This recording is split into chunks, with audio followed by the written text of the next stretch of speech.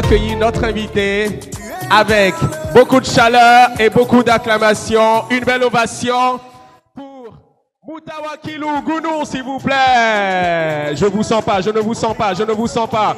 Je ne vous sens pas, je ne vous sens pas, je ne vous sens pas, je ne vous sens pas. Mr. Gounou, welcome. Alors, comme d'habitude, on fait danser nos invités un peu. Est-ce qu'on peut y aller? Ok, on danse avec lui. Je ne sais pas comment vous dansez. Hein. On va commencer par la gauche. Ok. Moi-même là, je ne sais pas danser. Bon, faut danser seul. Est-ce qu'on peut danser avec notre invité? Ça.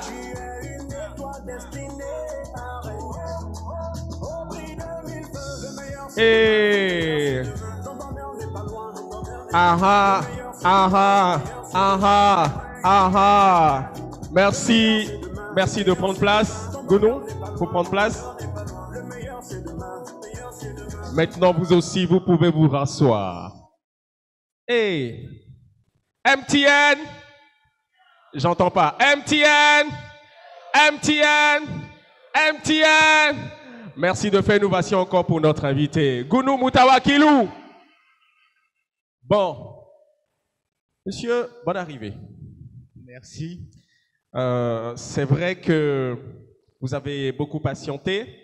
Nos amis aussi sont impatients de découvrir un peu quel est le contenu de votre talk avec eux aujourd'hui. Vous avez le micro, allez-y, comme bon vous semble. Waouh, merci beaucoup. Bonjour à tous. C'est un grand plaisir, un honneur pour moi d'être ici ce matin devant vous, un samedi avec un climat agréable plutôt. Quelques mots avant de commencer du pourquoi je dis que c'est un honneur pour moi ce matin. D'abord, quand on m'a contacté pour échanger avec vous sur le thème qui a été choisi, ça a été très, très lourd d'abord de venir ici, disons, devant les étudiants, les futurs cadres de demain, pourquoi pas les dirigeants et les entrepreneurs de maintenant. Enfin, je veux dire certainement qu'il y en a qui ont déjà engagé quelques activités. Est-ce qu'il y a déjà des entrepreneurs, ceux qui ont déjà créé une activité, une entreprise ou quelque chose, s'il vous plaît, je veux voir. Ah, super. Tu peux te déplacer aussi si tu veux. Hein. Merci. Donc, j'ai imaginé un peu la pression et surtout, je me suis posé la question d'abord, bon, il y a quelques temps, j'étais aussi étudiant. Il y a 7 ans comme ça, j'étais étudiant. Donc, je me suis posé la question, premièrement, est-ce qu'il y a des choses que j'aurais bien aimé entendre, savoir avant ce que je suis devenu aujourd'hui. Donc, quelle que soit la nature, l'image que vous avez aujourd'hui de l'entreprise ou de ce que de l'organisation que je représente, j'ai été étudiant. Et ensuite, j'ai eu des erreurs. J'aurais bien aimé savoir certaines choses avant aujourd'hui. Probablement que cela m'aurait été plus avantageux. Peut-être que j'aurais été un meilleur entrepreneur, un meilleur dirigeant qu'aujourd'hui. Qui sait? Mais toujours est-il que il y a des choses que j'aurais bien aimé savoir et je me suis dit, ok, donc aujourd'hui j'ai la responsabilité de partager ce que j'aurais bien aimé savoir il y a quelque temps avec des personnes ambitieuses, des personnes qui doivent façonner la vie de demain, des personnes qui doivent imaginer, concevoir, produire des choses qui vont façonner, modifier notre vie d'aujourd'hui et de demain. Au même titre que nous sommes en train de le faire aujourd'hui avec notre entreprise Gounou. Je suis Gounou Moutawakilou. J'ai 2 formations. Je suis agronome et économiste. J'ai une première formation ici au Bénin en licence et ensuite une deuxième formation au Japon en économie. Pour la petite histoire, l'UAC n'a pas voulu de moi quand j'ai eu mon bac. Et c'est l'université de Parakou qui a voulu de mes dossiers. Mais soit, ceci n'a pas été un frein. Aujourd'hui, je pense que tous ceux qui sont à l'UAC, qui est une institution de formation, quoi qu'on puisse dire sur la qualité, c'est quand même une opportunité d'échanger avec des professeurs de renom, d'approfondir, d'acquérir des bases pour nous permettre d'évoluer. Revenons maintenant sur le thème qui nous concerne ce matin. Les défis de l'entrepreneuriat, comment se préparer à être un bon dirigeant. J'aurais bien aimé, si c'est possible, poser une première question à deux personnes. Deux personnes répondront si Aboubakar voudrait nous aider. Oui, je suis là. Une personne ici, une autre personne là. C'est quoi d'emblée de jeu un dirigeant selon vous? Une personne là, s'il vous plaît. Une personne dans cette rangée pour répondre à la question, d'accord? Vous allez vous présenter et répondre. Bonjour, moi c'est Rosty Vamoussou. Pour moi, un dirigeant, c'est quelqu'un qui, en ses coéquipiers, meurt. J'ai pas bien entendu. Un dirigeant, c'est quelqu'un qui rend ses coéquipiers meilleurs. Il les impulse de la positivité et ce qui fait que tous ils sont meilleurs. D'accord, merci. Dans la deuxième rangée, juste à côté, qui veut bien répondre? Waouh, j'ai un embarras de choix. Ils sont nombreux. Ok. Vous permettez que je reçoive quelqu'un ici? C'est vous?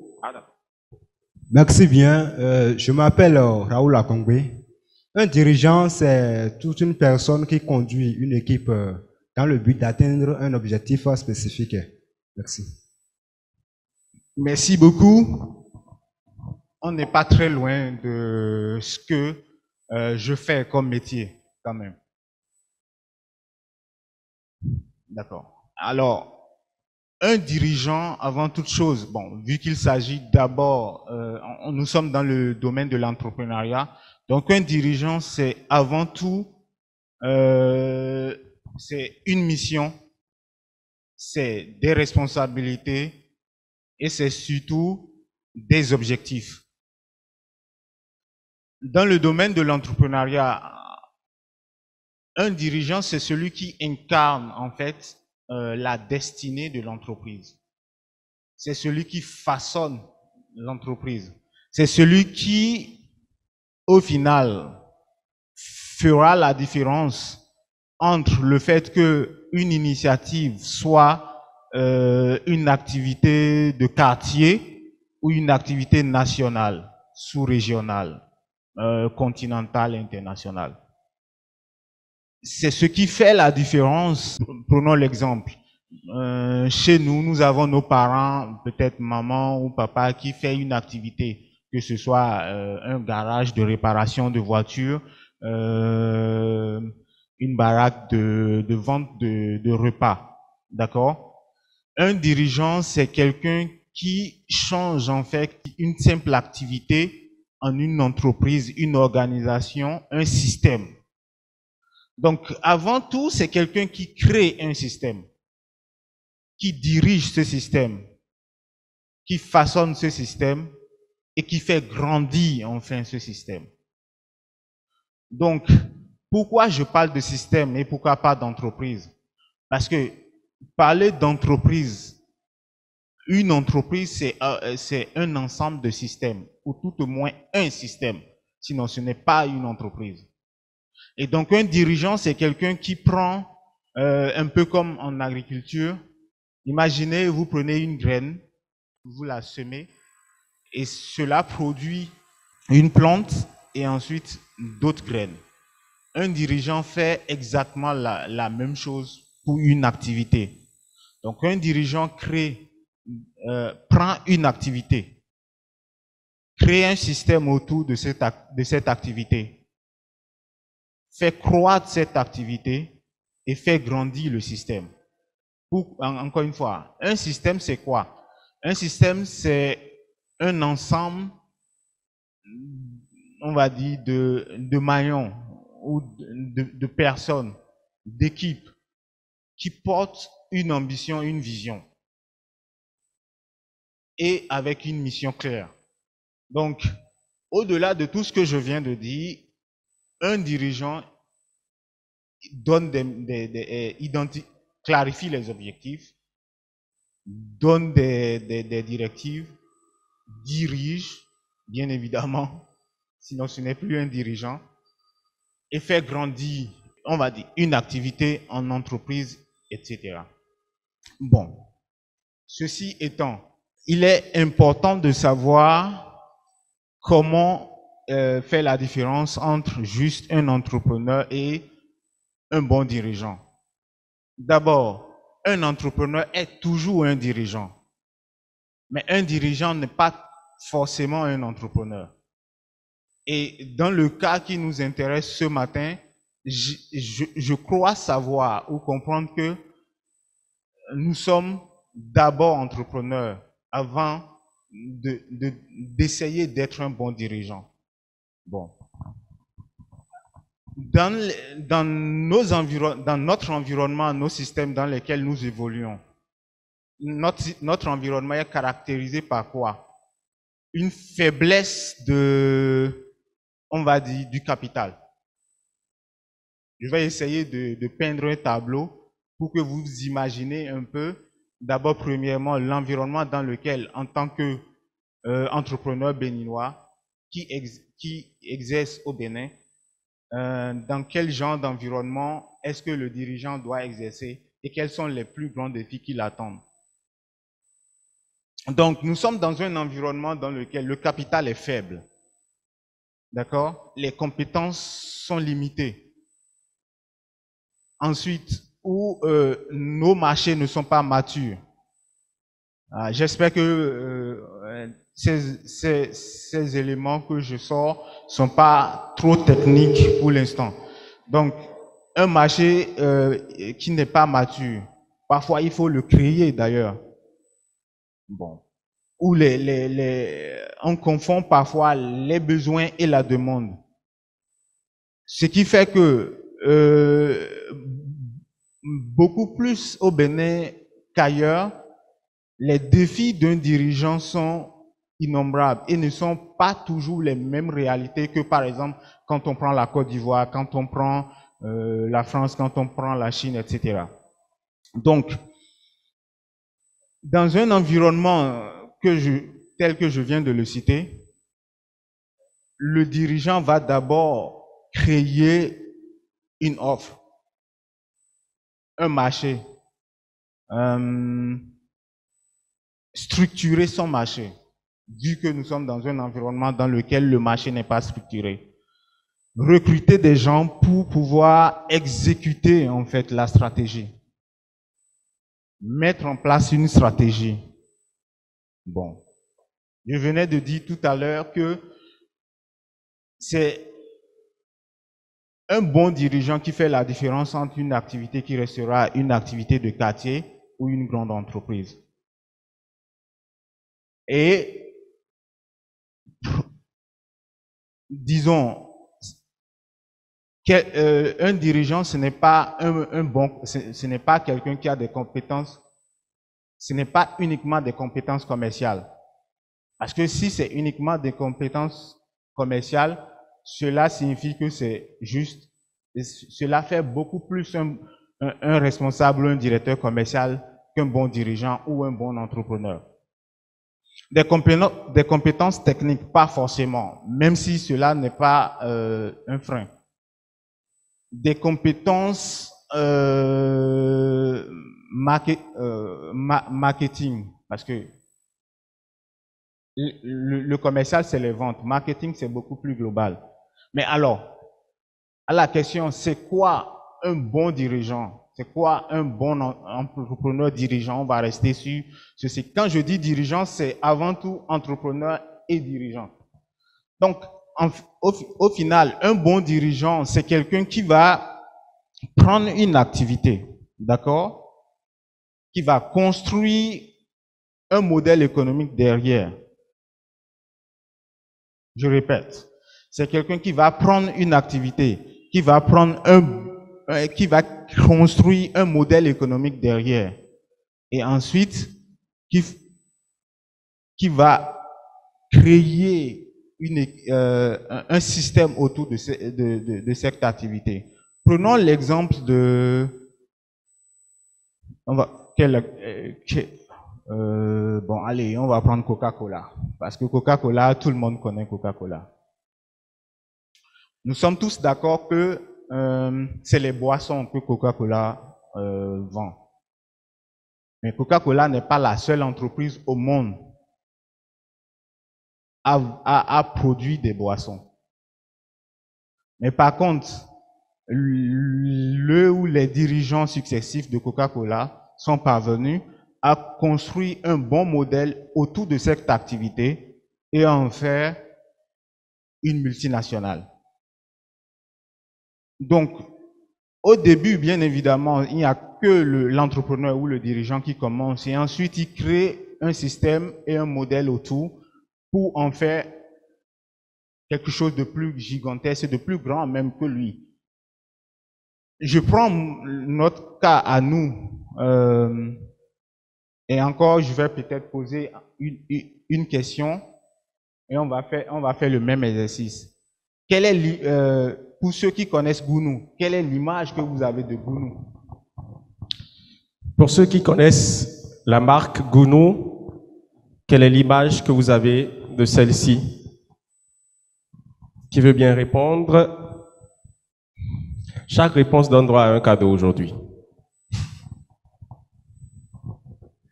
Bon, tout à l'heure, quand on voulait vous appeler, notre Aboubakar parlait de Gounou, automatiquement, l'image qui m'est venue dans la tête, c'est le chocolat. Parce que j'avais déjà l'habitude de voir les affiches du chocolat Gounou dans les supermarchés. J'en ai acheté une seule fois, pour ma fille, c'est fini. Voilà, donc c'est le chocolat et le noir. Il semble qu'il y a également un buffle sur l'image, je ne sais pas. Mais quand même, la couleur noire, le chocolat, c'est ça en même temps qui vient à l'esprit quand moi j'ai entendu. D'accord, merci. Une autre personne? Une autre personne, s'il vous plaît. Bon, cette fois-ci, vous. Je vous avais dit de patienter. Je reviens à vous. Merci. Merci beaucoup. Moi, je m'appelle Yacine Debeko. Souvent, je lis ça sur les pancartes quand je vais en ville. Il y a aussi une émission radiophonique, Le Patol, Dedom et Le Patol, et on fait des jeux dans cette émission. Et ici, en partant de cette émission, c'est dans l'intention de faire connaître le produit. C'est de là que j'entends parler de Gounou, et c'est souvent la radio nationale. C'est un peu ça, seulement que je n'ai jamais consommé. Merci. Merci. Alors, bon, c'est déjà très bien. Au moins, vous ne pensez pas que Gounou, c'est que moi. Donc, c'est déjà une bonne chose. Alors qu'au départ, Gounou, c'était uniquement moi. J'étais en même temps le responsable marketing, j'étais le responsable de production, j'étais le responsable administratif et financier. Et très tôt, j'étais conscient du fait que si je restais à ce stade, j'allais avoir le potentiel de croissance et de développement de l'entreprise allait être très limité. Aujourd'hui, nous avons 4 départements au sein de l'entreprise, finance et administration, communication et branding, sales et distribution, c'est les ventes, et la production, bien évidemment, qui est notre cœur de métier.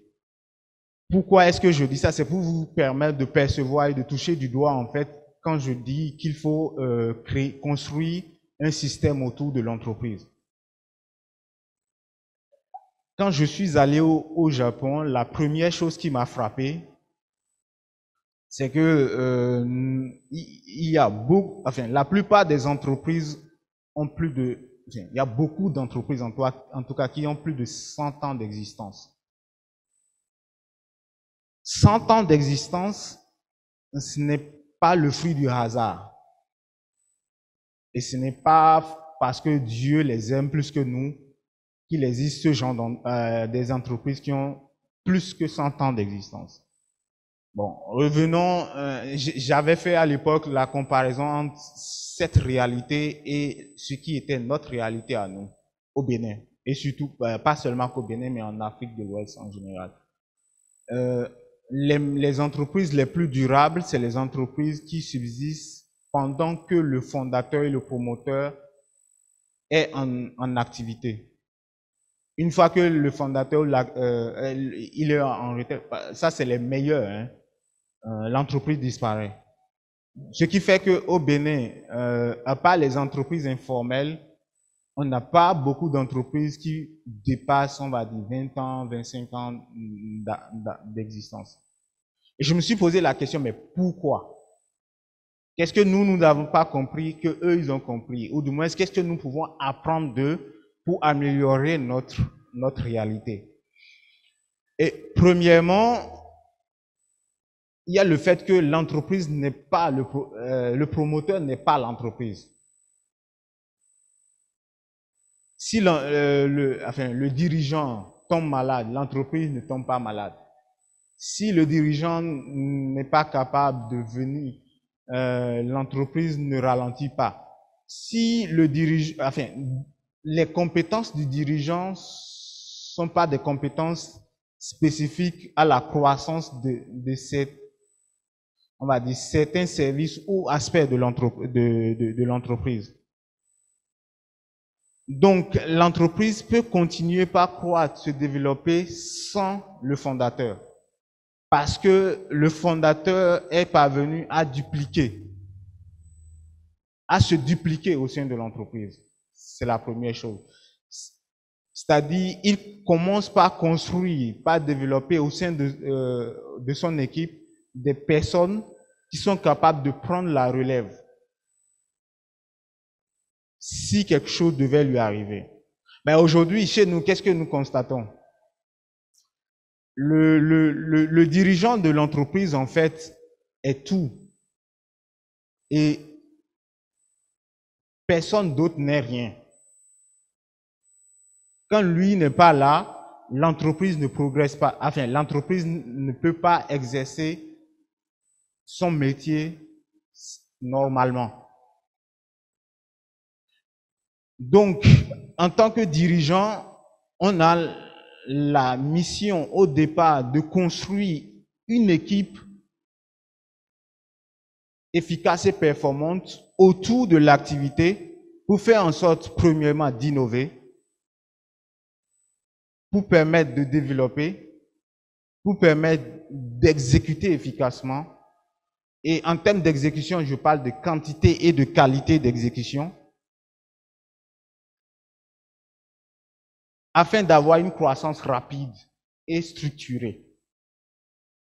Aujourd'hui, je peux tomber malade, l'entreprise travaille normalement, l'entreprise produit normalement, l'entreprise exécute la stratégie normalement et l'entreprise va croître, peut-être moins vite, mais en tout cas normalement. Et donc, moi, mon rôle aujourd'hui, après 3 années de construction d'une entreprise et d'un modèle économique autour de l'activité de production de chocolat, mon rôle aujourd'hui, c'est beaucoup plus un rôle de levée de fonds. Et je pense que quelqu'un a posé une question autour de la levée de fonds. Donc, levée de fonds, formation, réajustement de la stratégie et des réflexions purement stratégiques, beaucoup plus que d'exécution et intellectuelle. Parce que l'équipe aujourd'hui est capable de réfléchir normalement, l'équipe est capable de faire des propositions d'innovation, l'équipe est capable d'exécuter les tâches courantes déjà les tâches courantes, je ne sais plus ce qui se passe globalement dans tous les services de l'entreprise. Je sais juste les grandes lignes. J'analyse et je réajuste et je m'occupe de la stratégie. Donc, tant que, en tant qu'entrepreneur, vous n'avez pas atteint ce niveau, vous n'allez pas être capable de croître rapidement, de structurer et de rendre durable, en fait, votre entreprise. Donc, aujourd'hui, ce qui se passe, d'ici 1-2 ans, ce qui doit se passer dans notre entreprise est déjà identifié, est planifié et est organisé. Il ne reste qu'à exécuter, analyser, réajuster. Donc, ceci étant dit, j'avais pris l'exemple de Coca-Cola. Sans un modèle économique, Coca-Cola serait probablement comme une activité que vous connaissez autour de vous, de production de boissons. Nous connaissons tous une entreprise ici au Bénin qui fait soit du jus d'ananas, qui fait soit du jus de bissap, du jus de tamarin. Mais pourquoi ces activités ne sont pas encore à un niveau, si vous voulez, comme Gounou, comme MTN ou comme Coca-Cola? C'est parce que pour l'instant, les fondateurs ne réfléchissent pas en termes de dirigeants, n'ont pas encore la posture de dirigeant, mais encore la posture de, on va dire, promoteurs d'activités génératrices de revenus. Mais tant que le fondateur ne dépasse pas cette étape, comprendre qu'il faut un système, comprendre qu'il faut un modèle autour de l'activité, je vais encore essayer d'approfondir un peu ce que j'entends par modèle business model, modèle économique ou modèle commercial.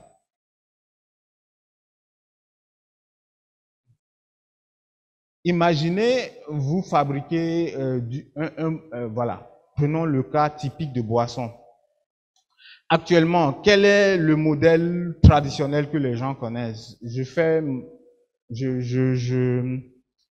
Je produis un jus, je le mets en bouteille et je le vends. Excusez. Mais un bon dirigeant, et je répète, quand je parle de dirigeant, je parle d'entrepreneur dirigeant. C'est quelqu'un qui est capable de réfléchir, d'imaginer une autre façon de faire du volume, de toucher, quand je dis volume, plus de personnes en un temps record, mais rendre pragmatique et pratique la consommation de son produit. Ça peut être soit en changeant la façon de vendre ce jus. Moi, je me suis toujours posé la question, pourquoi, par exemple, personne ne fait du jus comme les bonbons de FIFA dans les bureaux, etc. Parce que c'est quand même moins cher. Et le volume de vente serait plus élevé que le fait de vendre des bouteilles de 35 centilitres. C'est-à-dire, quand moi je vais acheter, regardez, on va comparer en termes de, on va réfléchir en tant que dirigeant. Coca-Cola, c'est en moyenne 250 la bouteille. Je crois que c'est 33 centilitres. Les jus, c'est un peu moins de 33 centilitres. C'est 300, 350. Bien évidemment, on me dira, l'argument, c'est la santé, etc., etc. Mais chacun décide avec son argent. En allant acheter, la personne décide ce qui est bien pour elle avec son argent. Et force est de constater que la plus grande masse de boissons consommées, c'est beaucoup plus Coca-Cola que les jus.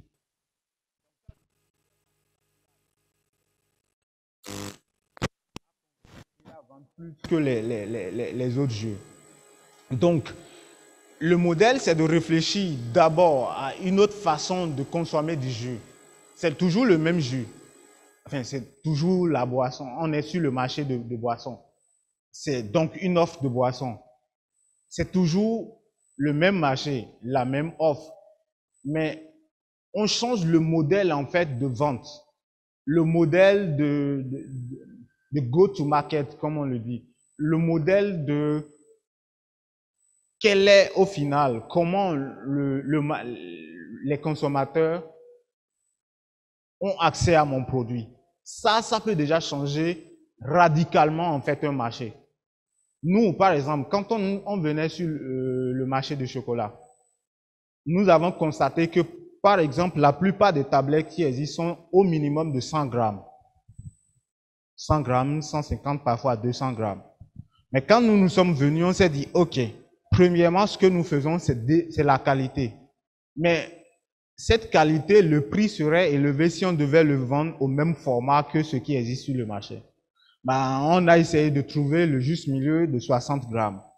Et notre prix, bien que ce soit un prix relativement moyen ou élevé compte tenu de ce qu'on va prendre comme référence, devient compétitif psychologiquement et change radicalement aussi l'expérience du consommateur par rapport au chocolat. Ça, c'est ce qu'un dirigeant doit faire au départ, en plus de créer une équipe. Donc, créer un modèle autour de son produit ou de son service pour rendre pratique l'accès au produit, pour rendre pratique la vente, pour faciliter en fait la prise de décision du consommateur. Aujourd'hui, un métier qui devient un métier où il y a beaucoup de jeunes entrepreneurs, c'est le métier du digital, par exemple. Mais les gens les entrepreneurs sur ce domaine ne parviennent pas encore à créer un modèle qu'il faut pour le marché. Quand vous voulez consommer les produits MTN, par exemple, vous vous foutez de savoir quel est l'effort d'infrastructure que MTN met pour mettre en place les antennes, etc. Vous ne savez pas que vous n'avez aucune idée quand vous lancez un appel de votre téléphone, comment est-ce que votre correspondant, entre vous et votre correspondant, vous n'avez aucune idée de ce qui se passe. On est d'accord. Qu'est-ce que MTN fait? Il crée l'entreprise crée un modèle autour de son offre de service. Imaginez si demain MTN devait venir vous voir et vous dire, écoutez, vous savez, si vous venez chez moi, vous achetez du crédit, quand vous composez un numéro, d'abord ça passe sur telle antenne, ça passe sur telle autre antenne, avant que votre correspondant ne reçoive votre appel. Et ensuite, à chaque fois que vous appelez, nous avons un capteur qui va compter 1, 2, 3, 4, 5 secondes. Vous imaginez ça, ce n'est pas un modèle digeste pour le consommateur, mais à l'opposé, qu'est-ce que MTN fait? MTN vous dit, OK, vous avez tel forfait. Il y a une multitude d'offres autour du service de MTN. Service de communication. Je ne sais pas si ça commence par venir ou ce que j'essaye d'expliquer commence par être un peu plus clair. Donc là, MTN dit, si vous achetez du crédit à 1000 francs, vous avez tel nombre de minutes de communication. Ou si vous activez tel forfait, vous avez tel avantage. C'est ça un modèle. Et tant que votre activité, vous n'avez pas pu créer un modèle adapté au marché, à votre cible de consommateur et à l'environnement, la croissance va être très, très difficile. Donc, qu'est-ce que nous avons? On va prendre l'exemple du jus. Encore une fois, les gens mettent le jus dans une bouteille. D'abord, c'est pas compétitif, je trouve.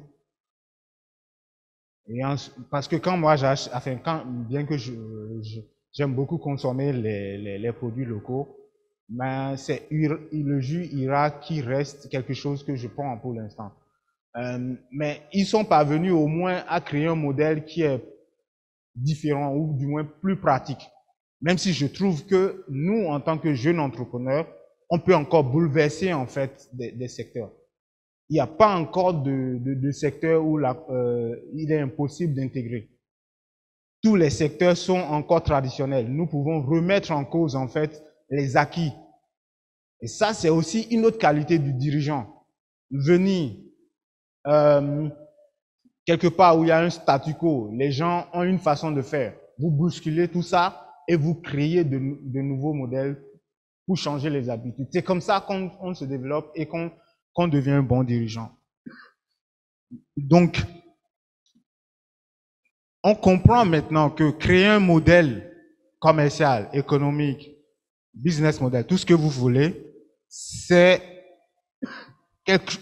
une des missions principales du dirigeant. Et sans cela, l'activité restera toujours une activité de quartier. Je le répète, une activité de quartier. Et on va prendre un autre exemple. J'imagine que vous avez déjà entendu parler de Tesla.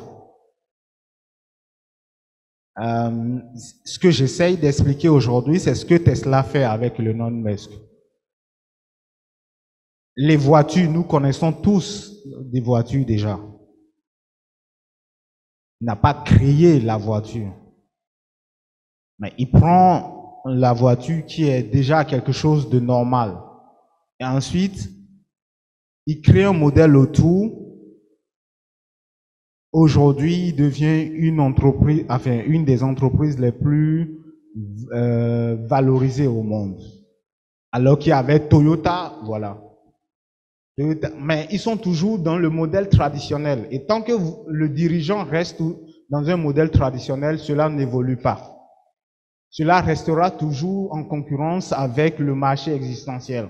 Mais à partir du moment où le dirigeant parvient à créer un nouveau modèle autour de la même activité, le dirigeant parvient avec son entreprise à créer un nouveau marché. Et à partir de ce moment, il n'y a plus de concurrence, il est sur son marché, il est maître de son marché, et ensuite, il développe ce marché. Aujourd'hui, au Bénin, quand on parle de chocolat, nous sommes les premiers à avoir imaginé qu'on soit capable de produire du chocolat au Bénin. Que vous soyez au niveau des organismes de certification, nous sommes les premiers à avoir identifié avec ces institutions ce qu'est les standards de qualité du chocolat. Donc aujourd'hui, si vous voulez prendre une certification de mise sur le marché, il y a de très fortes chances que vous soyez obligé de vous aligner sur nos standards, nous. Si vous voulez marketer et vendre le chocolat sur le marché béninois, il y a de fortes chances que vous soyez obligé de respecter les codes que nous avons créés sur le marché du chocolat. Donc, vous voyez, le bon dirigeant, c'est cela en fait. Les défis du dirigeant, c'est comment, premièrement, imaginer un modèle autour de l'activité de base. C'est la seule chose qui fera croître, développer. Si MTN n'avait pas réussi à créer le modèle commercial qu'il faut, on serait encore dans les années, on va dire 2000, où il fallait recharger un crédit de 5000 pour à peine communiquer, je dis n'importe quoi, peut-être 15 minutes au plus. Ou encore, si MTN n'avait pas imaginé les développements, enfin, j'imagine la télécommunication cellulaire, on serait encore en train d'avoir des téléphones filaires à la maison avec sans pouvoir déplacer, voilà, avec tout ce que cela comporte comme limite. De cette même façon, en tant qu'entrepreneur dirigeant, nous devons toujours imaginer cela, rendre pragmatique, digeste, faciliter le choix pour le consommateur, pour construire et développer un marché autour de l'activité, le produit ou le service. Bon. Ceci étant dit, comment être un bon dirigeant maintenant? Comment être un bon dirigeant? Encore une fois, je vais faire le même exercice avec ce que je viens de partager. On va essayer de voir si certaines personnes sont capables d'imaginer comment être un bon dirigeant. On va commencer toujours par cette rangée. Qui veut bien? Je vois un premier doigt derrière vous d'abord. On va prendre 2 personnes ici. Okay. Moi, c'est Placide Donou. Pour moi, un bon dirigeant, c'est celui qui prévoit, celui qui organise, celui qui prend des initiatives, celui qui arrive à prendre des décisions à toute situation. Bon, merci beaucoup, mais je vais clarifier la question. Comment, avec ce que je viens d'évoquer, comment? La question c'est comment? Pas c'est quoi, hein? La question c'est comment on peut être un bon dirigeant? Vous voulez toujours répondre? Ok, merci beaucoup. Moi, c'est Hervé Daco. Moi, je vous ai suivi avec intérêt et dans tout ce que vous avez communiqué jusque-là, j'ai souligné un point très important pour être un bon dirigeant, c'est-à-dire comment être un bon dirigeant. Alors, j'ai compris aujourd'hui que le dirigeant, après tout, pour être un bon dirigeant, il faut créer une équipe. Il faut créer une structure, construire quand même une équipe de personnes qui peuvent faire évoluer les objectifs de la structure, bien les objectifs qu'on veut atteindre sans même que nous-mêmes en tant que dirigeants soient présents. C'est-à-dire faire fonctionner l'activité de la structure à travers les équipes, à travers le système qu'on a mis en place, même en notre absence. Donc vraiment, merci beaucoup pour ce point. Merci. Ici, mon cher ami Laminou. Voilà. Merci, cher communicateur. Comment être un bon dirigeant? Cela sous-entend la manière. Le comment intuit la manière.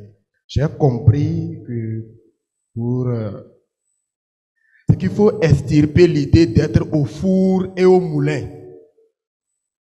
Je répète la phrase. Le bon dirigeant ne doit plus être au four et au moulin. Il doit avoir à ses côtés des personnes perspicaces. Il doit préparer la relève et derrière l'entreprise, il doit y avoir un bon système économique. Merci. Merci. Une dernière? Une dernière, oui. C'était à vous, j'avais dit de patienter? Non. Merci beaucoup. Moi, c'est Adiko Noé. Et à travers l'explication que moi je viens de suivre, un bon dirigeant, c'est quelqu'un qui prend une activité du quartier, une activité primaire, et qui construit un modèle économique, ou bien un modèle, c'est-à-dire celui qui construit une stratégie autour de l'activité du quartier, puis un système autour de l'activité pour faire développer cette activité, pour rendre un peu plus fluide l'activité, pour que les consommateurs, le produit que l'activité fait, il fait de telle sorte que ce produit soit développé en dehors du milieu où il est. En dehors du milieu où il est. Voilà. Merci. Alors, c'est intéressant tout ce que les trois intervenants viennent de dire. Et je suis heureux d'apporter quelques éléments de plus. Je vais essayer de synthétiser, je vais dire les missions ou les rôles assignés à un entrepreneur dirigeant. Donc, avant de rentrer dans comment être un bon dirigeant, vous voyez, encore une fois, diriger fait appel à un certain nombre de choses de base. Décider, bien évidemment. Décider, c'est le dirigeant qui décide. Imaginez un corps humain sans tête. On a beau avoir les membres en place, on a beau avoir les autres organes du corps humain. Si la tête n'est pas là, on est d'accord que le reste du corps ne pourra pas faire grand-chose. D'ailleurs, il n'a pas d'utilité. Et donc, décider, bien évidemment, anticiper, bien évidemment, donner des directives. Ça, c'est un complément de ce que j'ai évoqué tout à l'heure. OK. Mais quand on doit décider, d'accord, quand on est la dernière personne qui décide, cela signifie quoi? Cela signifie, en termes techniques, décider, en fait, c'est faire le tri, faire le choix, d'accord, dans un ensemble de possibilités. Cela suppose qu'il faut avoir les bonnes informations. Et là, je rentre comme ça dans comment être un bon dirigeant. Et ça, c'est de mon point de vue, c'est une erreur monumentale que nous faisons chez nous. Comment on peut bien décider et comment, avec de bonnes informations, mais comment on sait c'est quoi une bonne information? Et là, c'est quelque chose de très capital que je souhaite que vous compreniez. Il est indispensable de faire la différence entre un fait et une opinion. Faire la différence entre un fait et une opinion. Pourquoi je dis ça?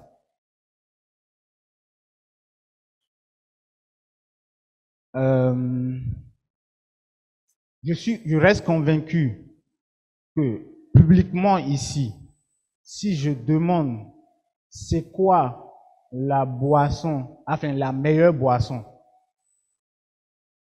si je pose la question publiquement, c'est quoi la meilleure boisson, je reste convaincu qu'une grande majorité répondra l'eau. L'eau. L'eau, c'est la meilleure boisson. Il est inutile de philosopher autour de cela. Mais par contre, si on met une vidéo cachée quelque part, caméra cachée quelque part, je reste convaincu que là où la décision d'achat va aller, ce n'est pas forcément, le budget ne va pas beaucoup dans le fait d'acheter de l'eau. Hein. Et je ne sais pas si vous voyez déjà la nuance entre une opinion et un fait. Un fait, c'est quelque chose de vérifiable, qu'on peut vérifier avec des chiffres, avec des preuves physiques. Pas à la contradiction, ce qui est à l'opposé d'une opinion. Une opinion, c'est juste des paroles, mais ce n'est pas des faits. Pourquoi c'est important de comprendre cette nuance?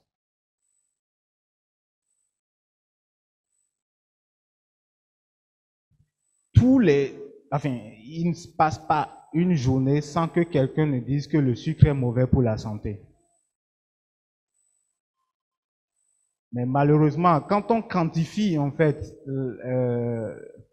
quand il n'y a personne qui nous regarde, quand il faut aller choisir dans les rayons, quand il faut décider avec son argent, je pense qu'il y a l'opinion n'est pas toujours vérifiée.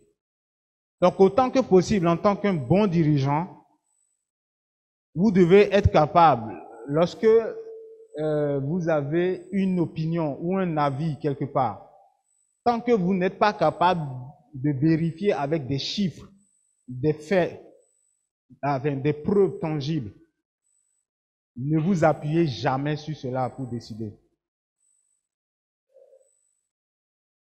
Ne basez aucun choix, aucune décision sur une opinion tant qu'elle n'est pas vérifiable, avec des chiffres autant que possible. Parce que des entrepreneurs prennent des décisions très peu raisonnables et logiques pour leur entreprise, uniquement basées sur des opinions.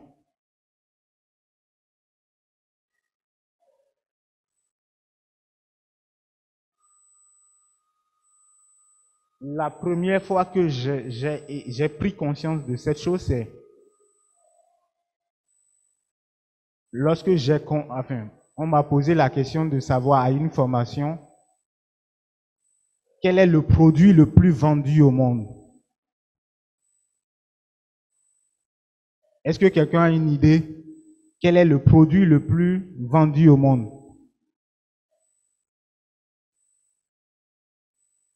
Quelqu'un a une idée? Je vais commencer cette fois-ci par cette rangée. Quel est le produit le plus vendu au monde? D'après vous, en tout cas. Ah, j'ai une main derrière, complètement au fond. C'est peut-être un stylo? Je ne sais pas. Le paracétamol. Bien Aziz. essayé, en tout cas. Le paracétamol, selon Aziz. Qui d'autre, madame? Ok, ici c'est Madame Toutou Bibi Sabine. Moi, je dirais que c'est les biscuits, plus précisément une nourriture, un aliment. Merci. Il y a d'autres. Merci pour la parole. Je suis Eliazar Onsou. Je dirais que c'est l'eau. L'eau minérale est la plus vendue. Bon, je bascule vers cette rangée ou pas? Ok. 2 personnes et on arrive. D'accord. Madame? Les allumettes. Allumettes. Merci. Ah, d'accord, délai. Je dirais le pain. Merci. Bon, une dernière. Une dernière. Oui, une dernière vraiment. Ici, c'est Tibus Dometor. Moi, je peux dire que c'est la connexion Internet. Oui. Ok, bon. Vous voyez, toutes les réponses sont des opinions. Mais ce ne sont pas des faits. Dans les faits, moi aussi j'ai été surpris avec des chiffres. C'est le Viagra. Mais sinon, il y en a en ligne qui disent que c'est Coca-Cola, le sucre, le manioc, etc. Bah voilà. Le Viagra.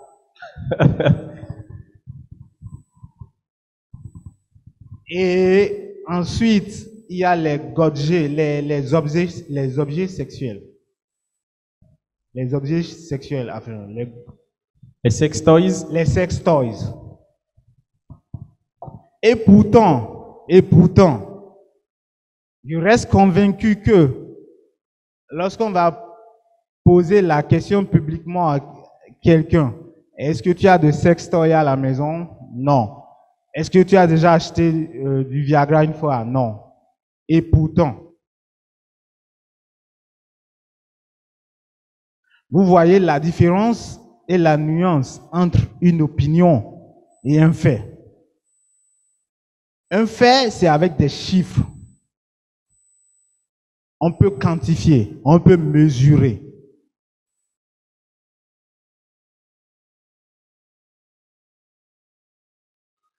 Alors, donc, comment être un bon dirigeant? C'est déjà faire cette différence entre ces deux notions. Parce que, regardez, vous devez prendre une décision d'investir dans un métier. Vous devez prendre une décision de développer une activité. Ça veut dire que vous devez faire des investissements, parfois sur le long terme. Mais imaginez, vous prenez une décision du genre, quel est le produit qui va le plus marcher, et vous prenez la décision d'investir dans de l'eau. Alors que, vu que vous n'avez pas quantifié, mesuré, analysé, etc., vous allez dans l'eau. Mais bien sûr, les gens vous ont dit, on aime l'eau. Enfin, tout le monde aime l'eau. L'eau, c'est bon pour la santé, etc. Mais oui, ça, c'est des opinions, mais c'est différent de ce que les personnes font quand il s'agit de consommer, d'acheter, d'utiliser leur argent. Donc, vous allez vous engloutir dans un domaine dans lequel les faits sont en contradiction avec ce que les gens expriment. Et d'ailleurs, au Bénin, je vous assure autant que possible, analysez là où les gens dépensent leur argent beaucoup plus que les avis que vous voyez sur les réseaux sociaux, les avis que vous voyez en public. Autant que possible, un dirigeant doit oublier ça. Un dirigeant ne doit prendre en considération des opinions que lorsque c'est vérifiable par des chiffres, des faits, des preuves.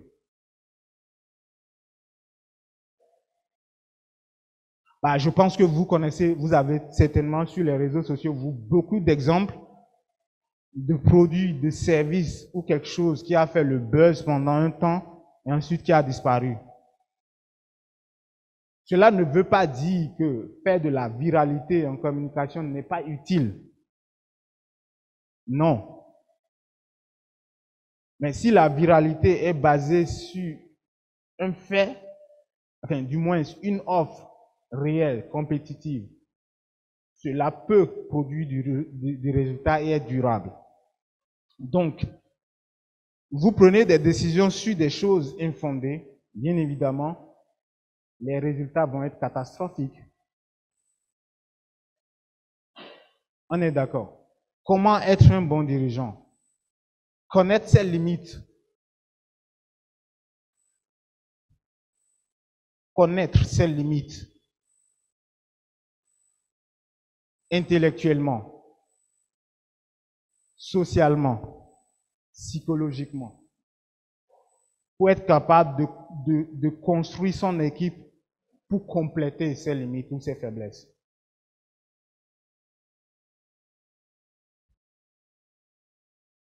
Je vous donne un exemple. Psychologiquement, c'est une torture pour moi d'aller à la télé. Je crois que Aboubakar peut le témoigner. Ma responsable communication et branding, c'est quelqu'un qui a une facilité d'aller à la télé, à la radio, etc. Parce que, si vous voulez, probablement que des gens ont peur de l'obscurité, des gens ont peur d'un lion, des gens ont peur de l'inconnu, des gens ont peur de prendre des risques. Et moi, j'ai peur de la télé.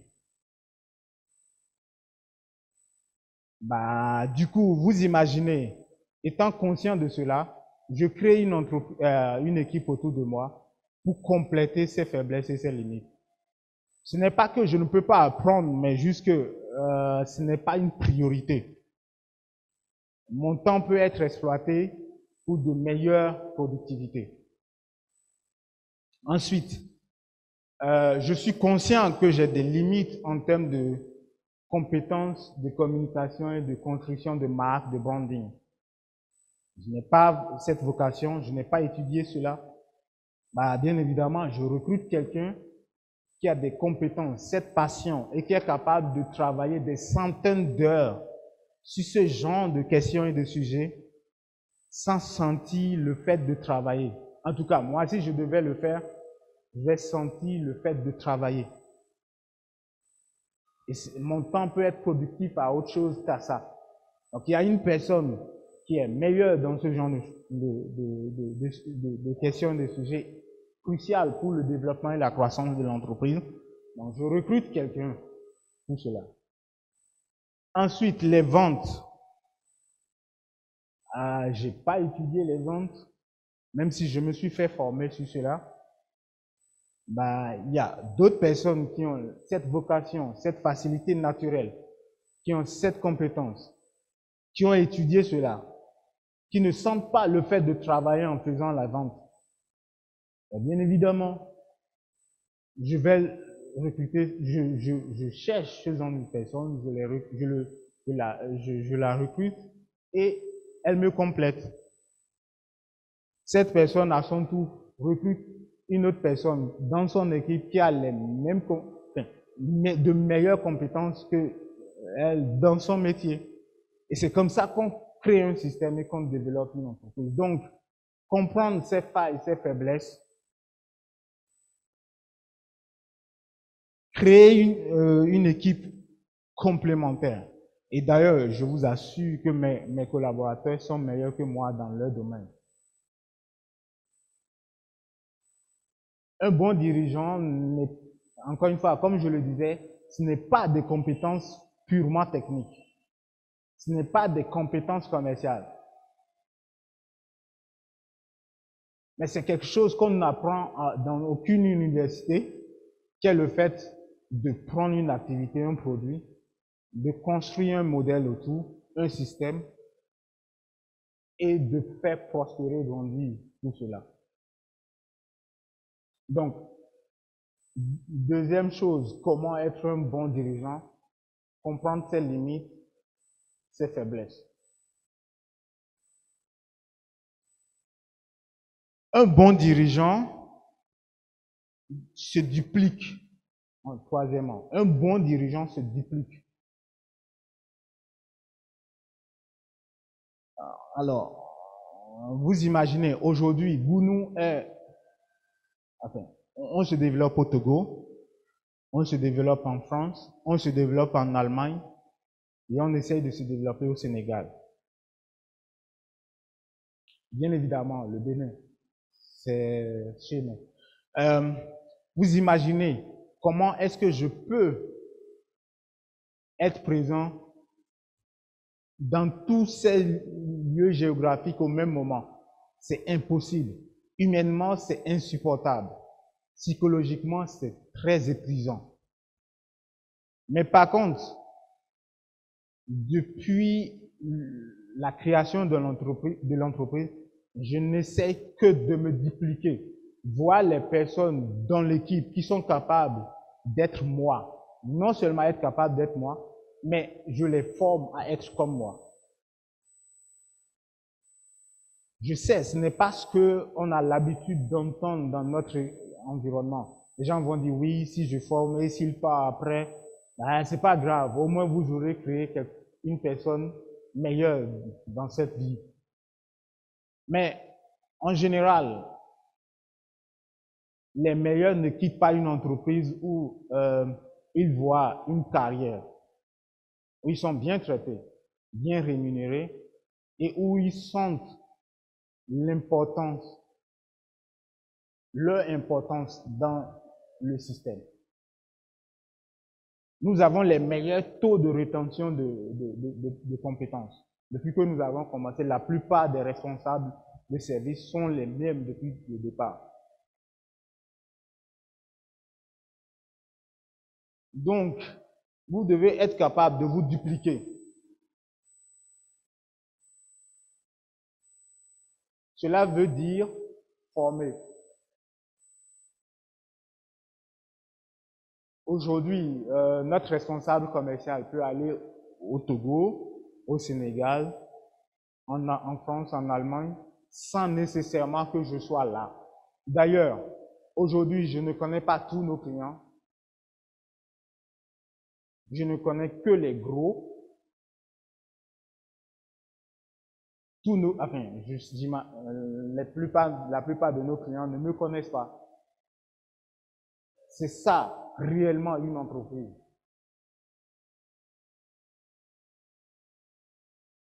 Et c'est ça, un bon dirigeant.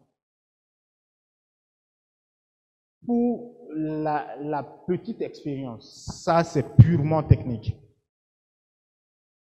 Au sein d'une entreprise, vous avez 3 formes, on va dire, sauf que je parle de travail. Le travail mécanique, le travail intellectuel et le travail stratégique. D'accord? Au début, vous êtes obligé de faire les 3, mais autant que possible et le plus vite que possible, quittez le travail mécanique. Le travail mécanique prend 80% du temps, mais en termes de productivité et de profitabilité, de rentabilité, c'est 20%. C'est-à-dire que si vous êtes dans le travail mécanique, votre entreprise restera une boutique. Quand je parle de boutique, c'est vous imaginez une boutique, c'est ce que vous voyez là. Donc une entreprise de quartier. Autant que possible, quittez le travail mécanique. Allez le plus vite que possible dans le travail intellectuel. Le travail intellectuel est beaucoup plus productif que le travail mécanique. Quoique le travail mécanique est très important parce que sans cela, votre entreprise ne délivre pas de la valeur. Mais c'est là où il y a moins de rentabilité et de profitabilité. Mais c'est indispensable et nécessaire. Ensuite, ce qui fait la différence entre une PME et une multinationale, c'est le travail stratégique. Et un bon dirigeant est meilleur dans ça. Vous avez déjà quelque chose aujourd'hui qui vous aide à le faire. Le fait déjà de faire la différence entre une opinion et un fait, normalement, vous avez déjà un niveau qui vous permet en fait déjà de réfléchir stratégiquement. C'est la base de la réflexion stratégique. Et donc, comment être un bon dirigeant en étant courageux, très courageux même, je dirais. Le courage, bien évidemment, ce n'est pas de perdre son temps pour aller embêter un lion, parce que ce n'est pas productif pour vous. Et le courage, c'est aller contre les règles. Je n'ai pas dit les lois. Parce que pour aller contre les lois, il faut atteindre une certaine taille. Mais aller contre les règles, les perceptions, les habitudes, les pratiques et les modifier.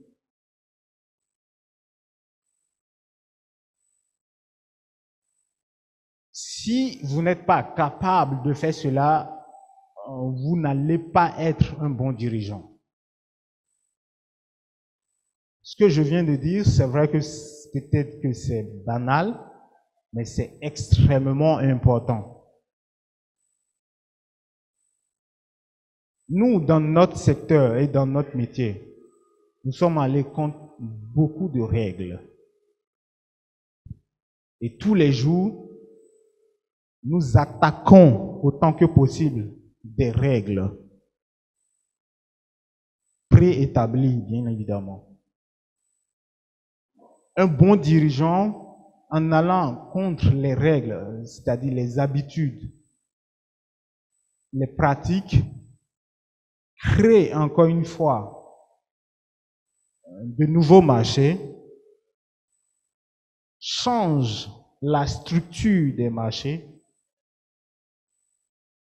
impose une nouvelle réglementation et à partir de ce moment, elle va croître normalement. Quand nous devions rentrer, je donne l'exemple de Erevan, parce que c'est les seuls vrais professionnels de la distribution au Bénin.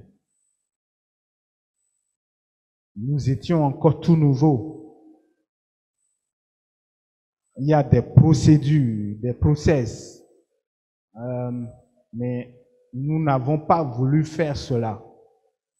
Nous avons créé nos propres règles avec Erevan. Et ensuite, aujourd'hui, nous rayons en maître en tant que producteur local.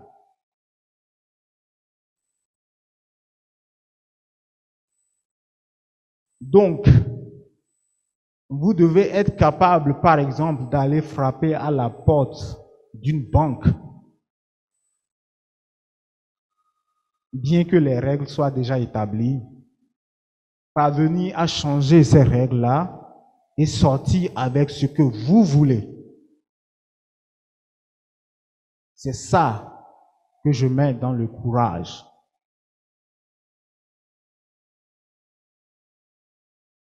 Je ne sais pas si quelqu'un me connaît, quelqu'un connaît ma famille, enfin je veux dire mon histoire. Est-ce que ici quelqu'un m'a vu grandir ou on a grandi ensemble? Non. Alors, ce que je vais dire, c'est quelque chose que vous avez probablement déjà entendu. J'ai pas de parents riches, j'ai pas un oncle influent. Et aujourd'hui, notre entreprise en termes de valeur a dépassé le milliard.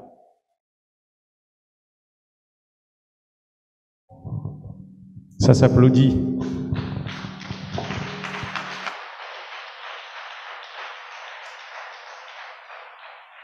Merci. Et donc, avoir le courage, c'est cette capacité que vous allez avoir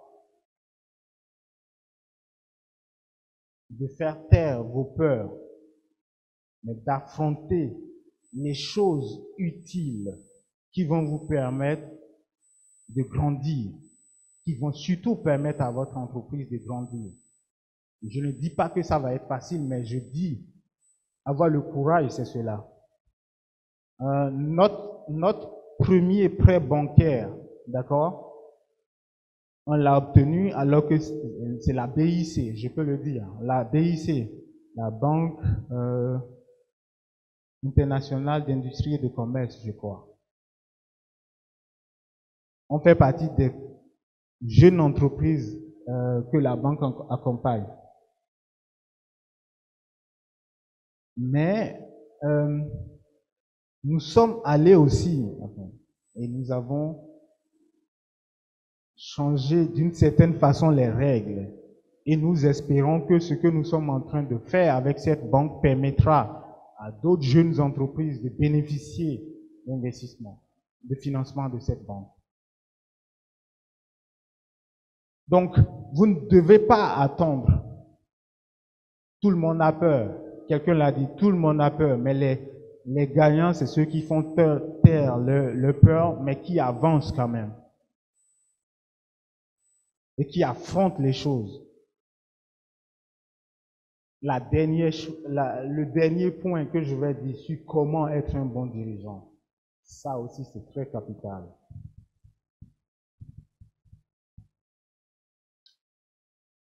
Autant que possible, limitez vos croyances. Autant que possible, mais réduisez vos croyances. Autant que possible, n'ayez pas de croyances inattaquables.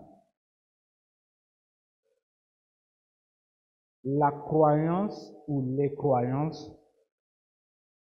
sont réfractaires ou contradictoires avec l'innovation, sont contradictoires avec la possibilité de voir autrement. Pour la petite histoire de comment est-ce que l'avion a été créé, il y a une religion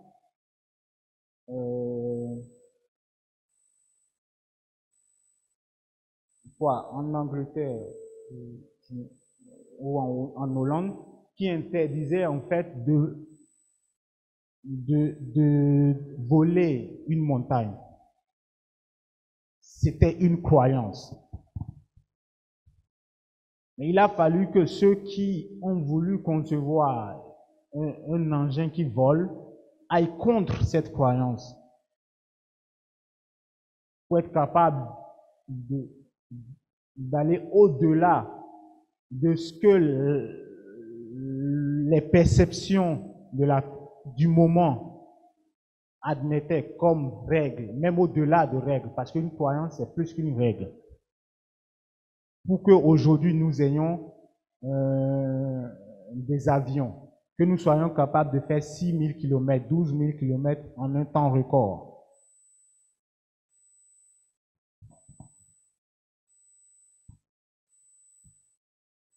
Donc, autant que possible, réduisez vos croyances. J'imagine que, bon, ce n'est pas pour aller contre les religions, mais j'imagine que vous avez déjà connu ou entendu une histoire où quelqu'un est décédé parce que sa religion empêche la transfusion sanguine. Vous voyez, ça, c'est par exemple une croyance, mais qui empêche de régler des problèmes. De cette même façon, mais revenons sur un aspect purement intellectuel et entrepreneurial de la chose. Moi, quand j'étais en école d'agronomie, j'ai fait l'agroéconomie au Bénin,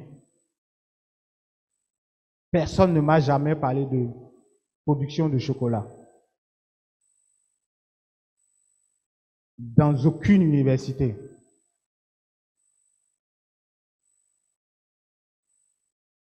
D'ailleurs, beaucoup de personnes disent, mais le cacao, non, on n'en produit pas, on ne peut pas en produire, etc., etc. Et ça, encore une fois, c'était des opinions. Ce n'était pas des faits. Et c'était une croyance.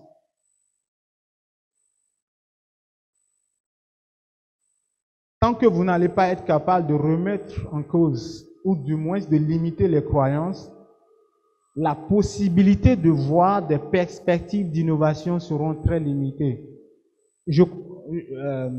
Si en 1990, on demandait à une personne, c'est quoi son téléphone de rêve en 2022? C'est impossible que cette personne nous décrive ce que nous tenons aujourd'hui comme téléphone.